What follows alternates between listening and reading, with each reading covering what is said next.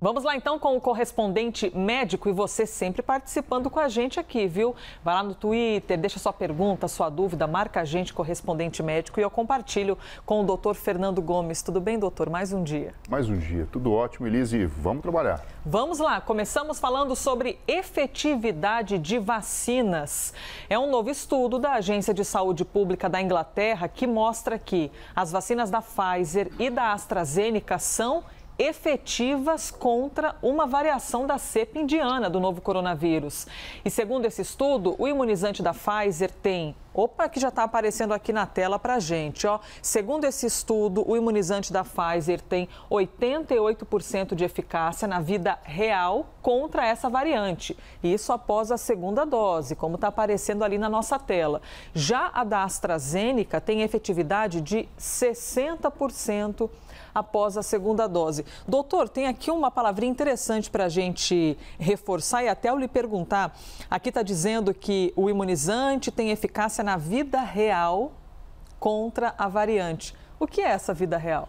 Quando a gente fala eficácia na vida real, a gente está usando o termo que seria sinônimo de toda essa construção de palavras de efetividade, que basicamente é o que de fato nos importa. A gente precisa de algo que seja efetivo, que realmente funcione. Quando eu faço um desenho científico e crio critérios de inclusão, de exclusão, um recorte da amostra de pacientes que venham participar, de indivíduos que venham participar, eu controlo demais tudo. E eu consigo chegar num número que me faz a tradução do que eu tenho de eficácia.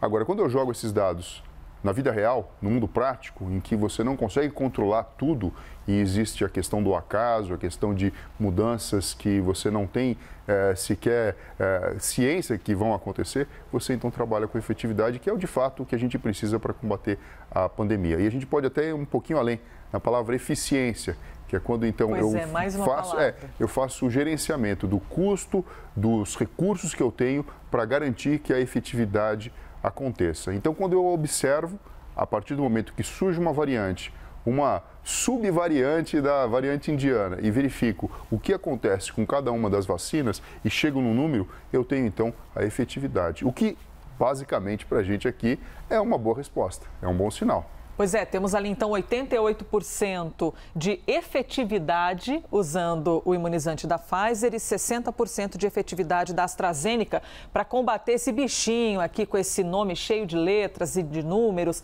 B16172.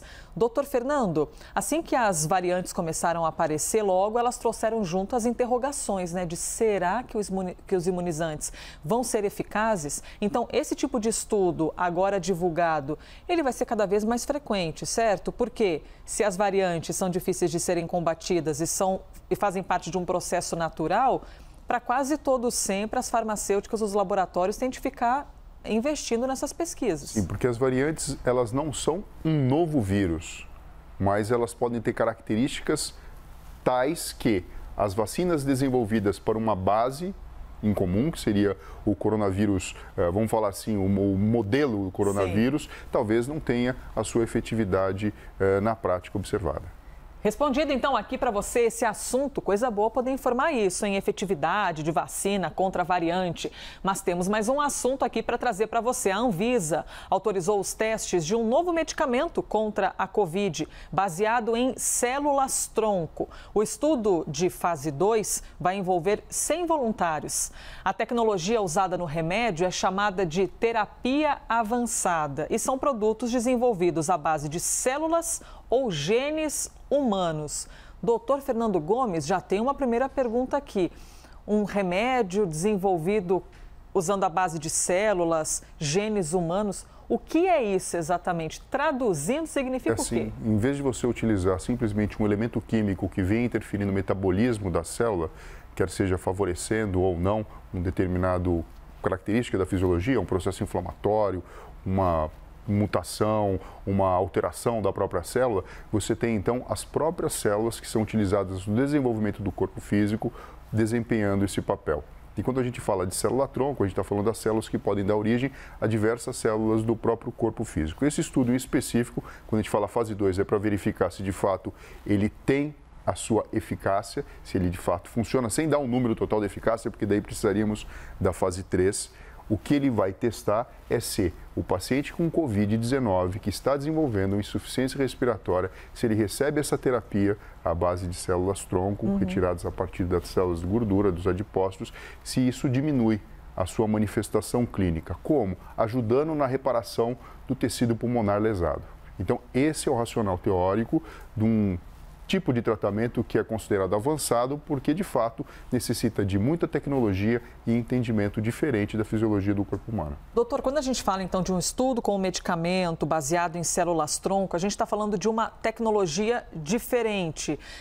Quais benefícios existem em trazer uma tecnologia diferente? E até quando eu li isso, eu fiquei pensando, vacinas, por exemplo. A gente tem a vacina com RNA mensageiro. A gente foi aprendendo muita coisa aqui com o senhor nesse quadro, hein? RNA mensageiro, o vírus inativado, cada um com um nome diferente. Quando a gente olha para medicamentos, é tipo isso, é a mesma coisa? Cada medicamento pode ter uma base diferente? Uma base, um princípio e uma atuação diferente.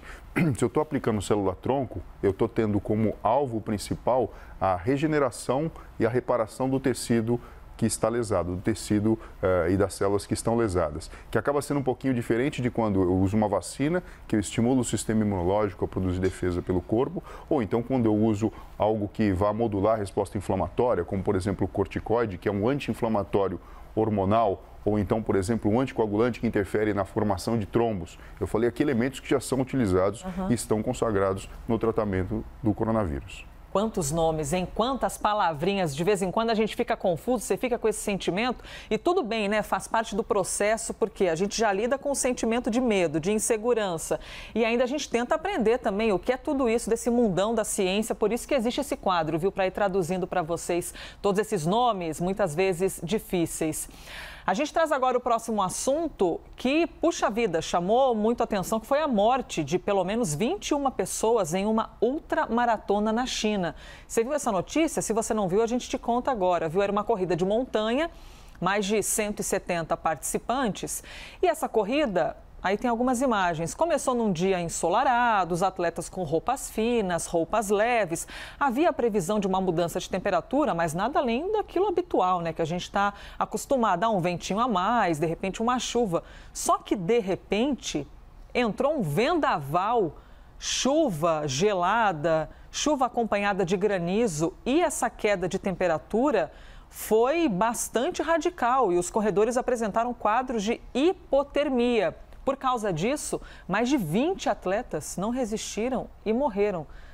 Doutor Fernando Gomes, é o tipo de cena que, bom, qualquer morte, ainda mais com atletas, né, que a gente imagina, puxa vida, são tão bem preparados, fisicamente bem estimulados, qualquer morte impressiona. Mas por hipotermia no meio de uma corrida e de repente a pessoa morrer, ou seja, é algo muito mais forte do que uma simples friagem, assim, digamos, Sim, né? E a gente entende que, assim, o planejamento em algum momento falhou, porque uma maratona, que são 42 quilômetros, já é uma prova extremamente difícil de ser cumprida. Quando você fala de ultramaratona, você está dobrando o desafio. Então, qualquer alteração, ela pode ser muito significativa. A gente precisa entender que o corpo humano, ele funciona bem numa temperatura normal. Nós somos considerados animais homeotermos. Então, a 36 graus e meio, nós funcionamos de uma forma adequada. E as nossas enzimas, que são substâncias que ajudam nesse processo de todo o metabolismo, funcionam bem nessa temperatura. Se eu tenho, por exemplo, uma criança que tem meningite e tem febre com mais de 39, 40 graus, a gente sabe o que pode acontecer. A criança pode ter convulsão, pode, de fato, ter uma complicação muito grave e o mesmo acontece quando a gente tem essa variação de temperatura para menos. Então, por exemplo, quando eu tenho alguém com 35 graus, já estou entrando dentro de uma hipotermia que pode ser considerada leve. Quando eu abaixo isso a partir de 34 graus, 32 graus, isso já vai entrando dentro de uma moderada. E quando eu abaixo, então, ainda mais, entrando na casa dos 20 graus, 25, 26 graus, eu tenho uma hipotermia severa. Muitas vezes, até esse próprio recurso da hipotermia é utilizado em cirurgias, por exemplo, cirurgia cardíaca. Em algumas situações em que você precisa reduzir o metabolismo, até mesmo com parada cardíaca induzida para que você possa fazer o procedimento cirúrgico num determinado tempo, controlado, para que não tenha lesão definitiva em órgãos, como, por exemplo, o cérebro ou o próprio músculo cardíaco. Agora, numa situação normal, da pessoa funcionando normal, ainda sendo colocada em prova, em xeque, numa prova que pelo menos tem aí quase 80 quilômetros e essas pessoas são açoitadas por uma variação brusca de temperatura, entrar numa situação como essa é praticamente ter aí um atestado de óbito declarado, porque o corpo para de funcionar na sua funcionalidade normal. Então é de você esperar que exista arritmia cardíaca, parada cardiorrespiratória. Cada um reage de uma maneira diferente. De uma maneira, contraturas musculares. Então, assim, é um quadro extremamente grave e basicamente uma morte quase que por congelamento. Doutora, a gente pode observar dois cenários, né? Existem pessoas que moram em locais naturalmente muito frios, muito gelados e que já estão com o corpo aclimatado, já estão habituados a isso. Agora, no caso desses atletas, uma ultramaratona, aproximadamente 100 quilômetros de uma prova, o corpo deles está numa temperatura elevada, ou seja, eles estão quentes, eles estão suando. Então, o que pode deixar ainda mais grave o cenário é o fato da mudança brusca de temperatura, do nada tudo congelar e isso causar uma espécie de um choque térmico? Exatamente. E junto com isso, Elisa, você imagina o seguinte, esse corpo físico ele já está trabalhando de uma outra forma. Então você já tem um metabolismo trabalhando muito mais no sentido de ter gasto energético do que de fato manter a sua homeostase no nível normal. Então qualquer variação, principalmente colocando em xeque o próprio funcionamento do metabolismo e das enzimas, pode ser fatal. Assunto do fim de semana, então, com mais de 20 atletas mortos por causa dessa hipotermia. Esse caso foi na China. Próximo assunto que a gente traz aqui para vocês é criatividade, genialidade. Você conhece alguém na sua família que tem essas características? Alguém que é muito criativo, que desde criança, de repente, já demonstra ser assim, fora da curva, digamos, já com muita criatividade, uma questão artística muito aflorada? Por que a gente está falando sobre isso, sobre essas características? Por causa de Paulo Mendes da Rocha, arquiteto brasileiro mundialmente conhecido que morreu aos 92 anos. Para vocês terem uma noção da grandeza desse homem que está aparecendo aí na tela, existe um prêmio, o Pritzker, que é tipo um Oscar da arquitetura, é o maior prêmio que um arquiteta pode ganhar em vida. Apenas 2 brasileiros em todo o mundo receberam esse prêmio, o Oscar Niemeyer e o Paulo Mendes da Rocha. E entre as obras feitas por ele estão a reforma na Pinacoteca, aqui de São Paulo. Está aparecendo a imagem. Pinacoteca, aliás, que está com a exposição dos gêmeos. Sensacional. O Paulo foi responsável pela reforma da Pinacoteca, que é bastante conhecida principalmente pelos paulistanos e pelos turistas. Também a reforma do Museu da Língua Portuguesa, que é um outro ambiente aqui bastante famoso da cidade de São Paulo. O estádio Serra Dourada, em Goiânia, também tem a assinatura do arquiteto. Doutor Fernando Gomes, quando a gente fala de um ser humano que tem essas questões tão fortes, né, artísticas, tem esse olhar da arquitetura, a gente imagina que é alguém que já nasceu diferenciado ou foi treinado, foi estimulado e pela prática se tornou alguém genial? Bom, existem as duas explicações possíveis e o coquetel delas é que de fato traz a resposta. Queremos Elisa. Todos ser assim, Sim, né? Então, Mas nem todo mundo consegue. Uma pessoa extremamente criativa, muito mais do que simplesmente utilizar mais do que o normal, o hemisfério direito, que a gente sabe que tem um quê de perceber o mundo de uma forma diferente, talvez menos analítico e mais até sensitivo, sensorial, a gente sabe que existem pelo menos 3 circuitos neurais relacionados com a criatividade. Então você tem um modo padrão de funcionamento, você tem uma função executiva, que é aquele momento em que depois que você teve a ideia, você começa a estabelecer métodos, formas e estratégias para colocá-la em prática, e você tem um outro circuito que gerencia as duas. Pessoas que são mais criativas geralmente têm esses 3 circuitos mais ativos, de modo que soluções que são consideradas inovadoras, diferentes do comum, ou seja, fora da caixa, elas acabam brotando mais. Agora, é lógico, a pessoa tem uma tendência genética para ter essa criatividade além da conta, mas o treino é extremamente importante.